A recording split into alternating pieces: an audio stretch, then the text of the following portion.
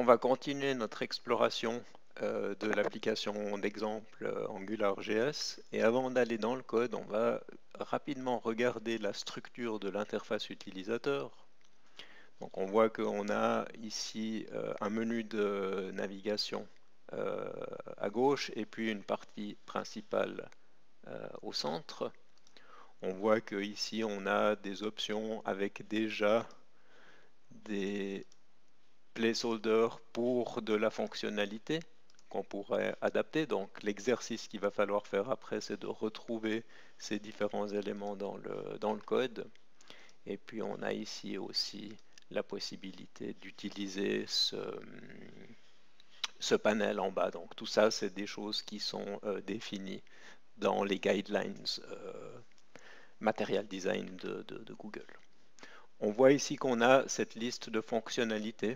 Et ce qu'on va voir tout à l'heure, c'est que cette liste ici, elle n'a pas été hard-codée dans le code HTML, mais c'est une liste de strings qui sont définis dans une fonction JavaScript, qui sont utilisées, récupérées par du code Angular et qui sont mises en forme. On va retourner dans le code. Donc ça, on avait vu dans le webcast précédent qu'on pouvait utiliser la fonction module sur l'objet Angular pour définir un nouveau module. Donc ça, c'est le cas quand on a deux arguments. Le premier argument, c'est le nom du module que je crée. Le deuxième argument, c'est une liste des dépendances de ce module. Mon module a besoin de ces autres modules pour fonctionner. Le home module, ça c'est un module qui fait partie de l'application. Les autres modules, c'est des modules fournis par des librairies. Si vous n'avez aucune dépendance, vous pouvez bien sûr créer un module. À ce moment-là, vous passez un tableau vide. Si je vais dans le fichier appconfig.js, on voit qu'on utilise la même fonction module, mais cette fois-ci, elle a un seul argument, le nom. Et donc là, je ne suis pas en train de créer un nouveau module, mais je fais un lookup. Je dis, dans tous les modules que j'ai chargés, il y en a un qui s'appelle DemoTWeb, donc j'ai envie d'obtenir une référence vers ce module pour pouvoir faire des choses avec. En l'occurrence, j'ai envie d'accrocher de la configuration sur ce module. Ce qu'on voit ici sur ces deux lignes, c'est des choses qui sont définies dans les guidelines de John Papa. Et ce code ici, vous n'allez pas forcément le voir dans beaucoup d'applications Angular. C'est-à-dire qu'il y a beaucoup d'applications Angular qui n'appliquent pas cette recommandation de codage avec le $inject. Donc si vous voulez avoir les détails, vous allez dans le Style Guide et puis vous allez dans cette partie annotation manuelle pour l'injection de dépendance. Alors, là, il faut déjà expliquer ce que c'est que l'injection de dépendance. Dans Angular, on va construire beaucoup de composants. On a parlé de modules avant et on a dit qu'on pouvait avoir des modules qui dépendaient d'autres modules. On verra qu'avec Angular, on peut définir des services. Un service, c'est quelque chose qui va me fournir des données, c'est quelque chose qui va me permettre d'interagir avec une API REST à distance, ça va être quelque chose qui fournit du traitement ou de la modification de données. Donc, quand j'écris des composants Angular, ici par exemple, je suis en train de créer un contrôleur, je peux avoir besoin de services existants. Et quand vous avez ici une déclaration comme ça se lit de cette manière. J'ai un contrôleur qui a besoin du service common et qui a besoin du service data service pour fonctionner. Alors, quand on arrive dans Angular la première fois, on a vraiment de la peine à comprendre que ces objets ici sont en fait des références vers des vrais services, parce qu'on a l'impression que c'est des noms de variables, donc pourquoi est-ce que ces variables référenceraient des choses existantes? Et c'est là où vous avez derrière les décors Angular qui fait de la réflexion et qui va regarder vraiment le nom de cette variable et qui va regarder si un service a été déclaré, que là on lui a passé une chaîne de caractères commun. Donc c'est un petit peu de la magie Angular. Ce qu'on nous explique dans ce paragraphe ici, c'est que si on fait de la minification, donc si on transforme notre fichier JavaScript pour le rendre le plus petit possible et pour le rendre difficile à lire, ce qu'on veut souvent faire quand on met en ligne notre application, eh bien, ce code va risquer de casser puisque nos variables ici vont être renommées par exemple entre A et B, et donc Angular va pas pouvoir faire sa magie, va pas pouvoir lier A à un service qui s'appelle common, à la chaîne de caractères common. Alors, il y a différentes possibilités de se protéger de ça.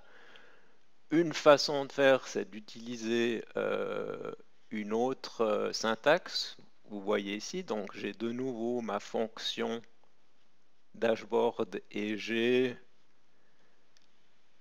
des dépendances qui sont injectées. Mais cette fois-ci, au lieu de seulement donner des noms de variables, avant, j'ai ce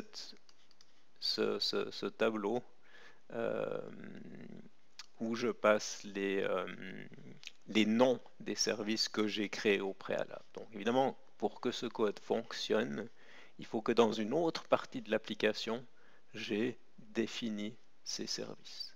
Alors ces services, peut-être que c'est des services qui sont fournis par Angular de base, c'est le cas avec $location, ou alors ça peut être des services que j'ai créés moi-même dans mon application. Alors, cette notation ici, elle est assez verbeuse. C'est pour ça que dans beaucoup d'applications, on va avoir ce raccourci et on va utiliser juste les variables. Et puis, il y a des techniques. On a un module qui s'appelle ng annotate qui va nous protéger de ces soucis lors de la minification. Donc ça, c'est ce que beaucoup d'applications font. Ce que John Papa recommande, lui, c'est de dire non, je vais utiliser ce $inject et puis sur une ligne séparée, je vais donner la liste de mes dépendances et puis après je vais pouvoir utiliser ma fonction et je vais pouvoir réaliser l'injection. Donc ça c'est ce que lui recommande et c'est ce qu'il a utilisé dans le squelette. Donc ce qu'il faut retenir, c'est là, sur cette ligne, je dis que pour faire la configuration du module, j'ai besoin de services qui, en l'occurrence, sont des services fournis par Angular de base ou par UI Router. Et puis, quand je fais la configuration, ben, j'ai vraiment une référence vers ces services. Et je peux après les utiliser. Vous voyez, là, j'utilise un service qui a été injecté dans la fonction.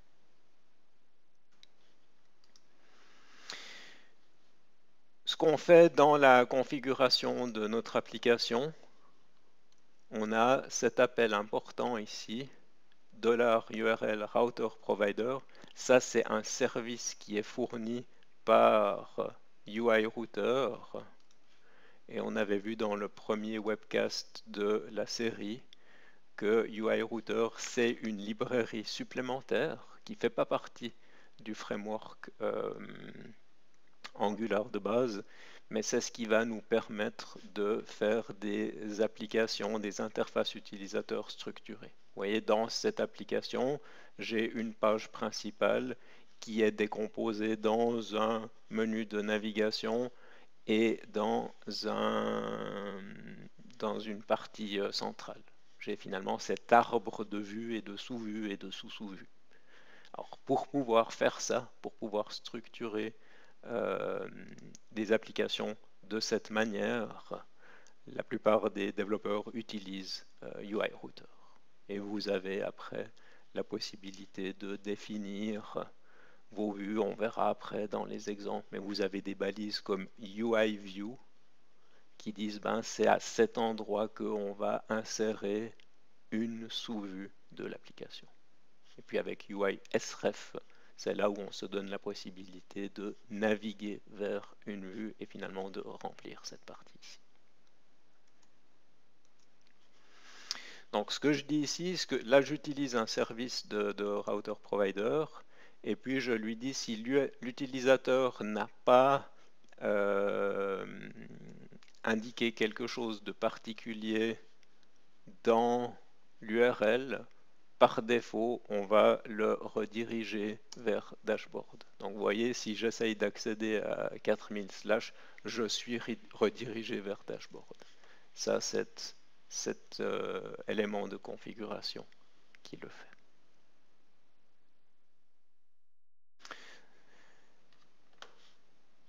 Je vais m'arrêter ici dans ce webcast et puis dans le prochain, on va continuer notre exploration et on va regarder ce qu'il y a dans ce dossier Home.